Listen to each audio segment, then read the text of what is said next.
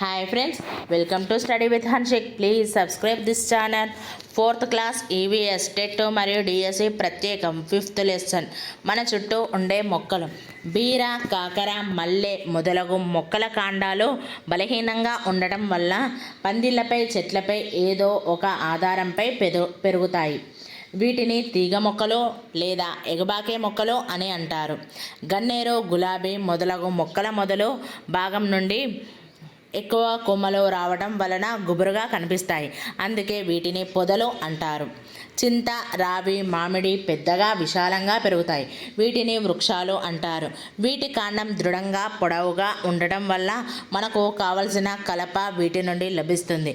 ఇవి నీడను ఇస్తాయి. మొక్కలో సాధారణంగా వేర్లు, కాండం, ఆకులు, పువ్వులు, కాయల వంటి భాగాలు ఉంటాయి. వీటిలో వేర్లు భూమి లోపల ఉంటాయి.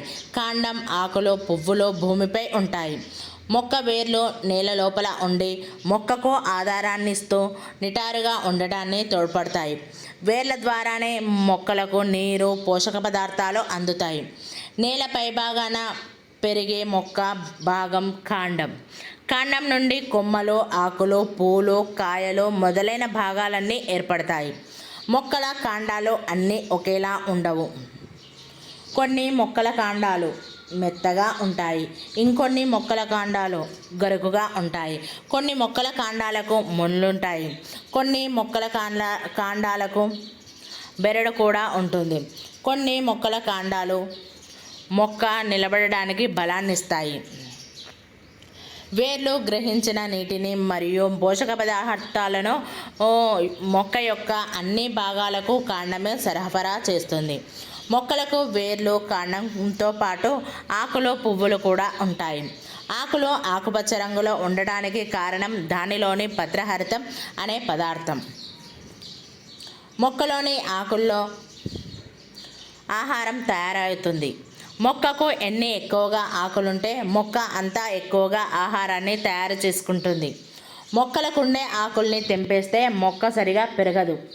సూర్యుడి నుండి వచ్చే కాంతి ఒక శక్తి. ఈ శక్తిని ఆకులు గ్రహించి ఆహారాన్ని తయారు చేసుకుంటాయి. దానిని గింజలు, కాయలు, దుంపలు మొదలగు వాటితో నిల్వ చేసుకుంటాయి.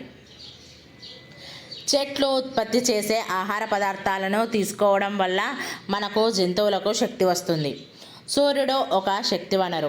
మనకు కావలసిన పండ్లు, కూరగాయలన్నీ మొక్కల నుండే వస్తాయి. మొక్కలు విత్తనాల నుండి వస్తాయి. విత్తనానికి మూలం పువ్వు. పూలు రకరకాల రంగుల్లో, వాసనలతో ఉంటాయి. కొన్ని పువ్వులు చిన్నవిగా ఉంటే మరికొన్ని పెద్దవిగా ఉంటాయి. కొన్ని పువ్వులు కాయలుగా, పండ్లుగా మారతాయి. పూలను అలంకరణ కోసం, పూజల కోసం కూడా వినియోగిస్తారు. కొన్ని రకాల పూల నుండి పరిమళ ద్రవ్యాలు కూడా తయారు చేస్తారు. ప్రపంచంలో అతిపెద్ద పుష్పం రఫ్లీషియా. చూడండి ఫ్రెండ్స్ పిక్చర్.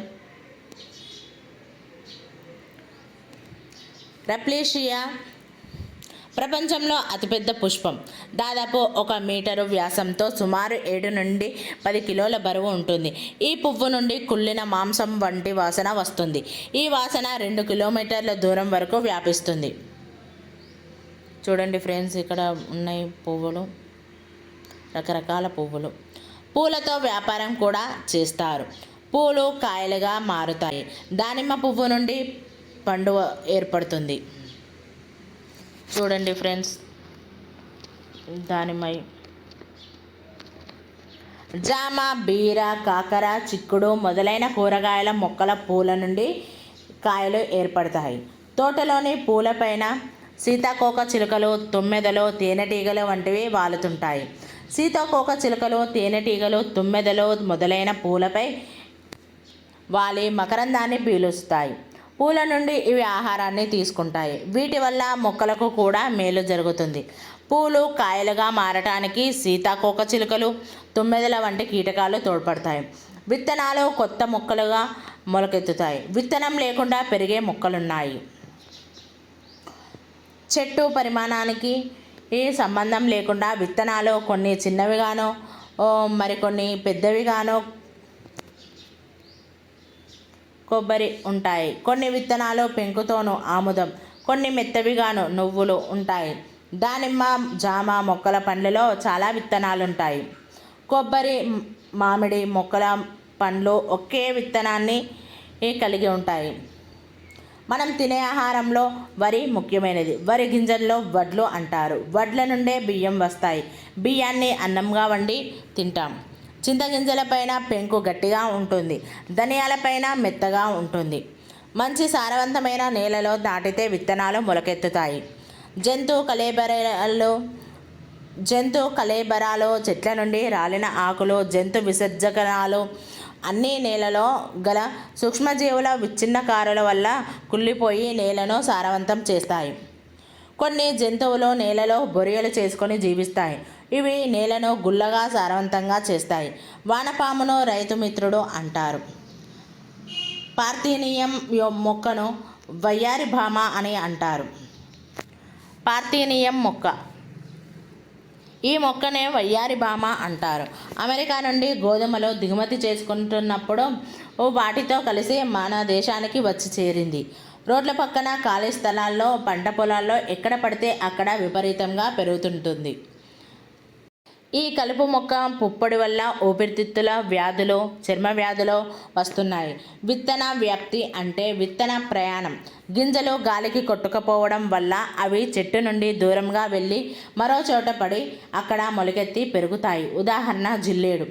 పశువులు, మేకలు, గొర్రెలు పొలాల్లో మేతకు వెళ్ళినప్పుడు వాటి వెంట్రుకలను కొన్ని గింజలు అంటుకొని అవి వెళ్ళే ప్రాంతాల్లో అక్కడక్కడ పడడం వల్ల కొత్త మొక్కలు వస్తాయి. ఉదాహరణ పల్లేరు, తేలుకొండి కాయలు. మనం ఎప్పుడైనా గడ్డిలో కూర్చొని లేచినప్పుడు మన బట్టలకు కొన్ని గడ్డి విత్తనాలు అంటుకుంటాయి. బట్టల్ని దులిపినప్పుడు అవి దూరంగా పడి మొలకెత్తుతాయి. కొన్ని మొక్కల కాయలు బాగా ఎండి పగలడం వల్ల వాటి గింజలు వెదజల్లబడతాయి. కొన్ని చెట్ల విత్తనాలు నీటి ద్వారా కొట్టుకొని పోయి ఒడ్డుకు చేరుతాయి. మట్టిలో కప్పబడిపోయిన ఈ విత్తనాలు మొక్కలుగా మొలకెత్తుతాయి. విత్తనాలు ఒక చోటు నుండి మరొక చోటికి గాలి ద్వారా, నీటి ద్వారా, జంతువుల ద్వారా, మనుషుల ద్వారా వ్యాప్తి చెందుతాయి. అందువల్లనే చాలా రకాల మొక్కలు మనకు అనేక ప్రాంతాలలో కనిపిస్తాయి. మనం ఇళ్లల్లో, తోటల్లో, పాఠశాలలో పెంచుకునే మొక్కలన్నీ నర్సరీల నుండి వస్తాయి. వివిధ రకాల మొక్కల ఉత్పత్తి కేంద్రాలని నర్సరీలు అంటారు. నర్సరీల్లో మొక్కలను పెంచి సరఫరా చేస్తారు. అటవీ శాఖ వారు కూడా వేప, కానుగ, టేకు వంటి మొక్కలను నర్సరీలలో పెంచి సామాజిక అడవుల పెంపకానికి అవసరమైన మొక్కలని సరఫరా చేస్తారు. కొన్ని వేల రకాల మొక్కల్ని మనం నర్సరీలో చూడవచ్చు. ఎడారి ప్రాంతాల్లో పెరిగే కాక్టస్ లాంటి మొక్కలు మొదలుకొని చిన్నపాటి కుండీల్లో పెరిగే బోన్సాయ్ వృక్షాల వరకు అన్ని రకాల మొక్కలు ఇక్కడ లభిస్తాయి. ముఖ్యంగా అంటుకట్టడం, కణజాల వర్ధనం, విత్తనాలు చల్లడం వంటి పద్ధతుల ద్వారా నర్సరీల్లో మొక్కలు ఉత్పత్తి చేస్తారు. నర్సరీల్లో షెడ్ నెట్స్ ఏర్పాటు చేసి నియంత్రిత వాతావరణ పరిస్థితులలో మొక్కల్ని పెంచుతారు. మైదాన, ఎడారి, శీతల, తేమ ప్రాంతాల్లో పెరిగే వేలాది రకాల మొక్కలు ఒకే చోట పెరగడం అనేది ఒక రకమైన జీవ వైవిధ్యం. రోజు రోజుకు పెరుగుతున్న కాలుష్యాన్ని అరికట్టడానికి మొక్కలు నాటడం అవసరం. పర్యావరణ పరిరక్షణకు నర్సరీలు ఎంతగానో తోడ్పడతాయి. పచ్చదనం, పరిశుభ్రతలో భాగంగా పిల్లలు పాఠశాలలో మొక్కలు పెంచుతారు. చెట్లకు సంబంధించిన ఒక నినాదం పచ్చని చెట్లు ప్రగతికి మెట్లు. Thank you friends.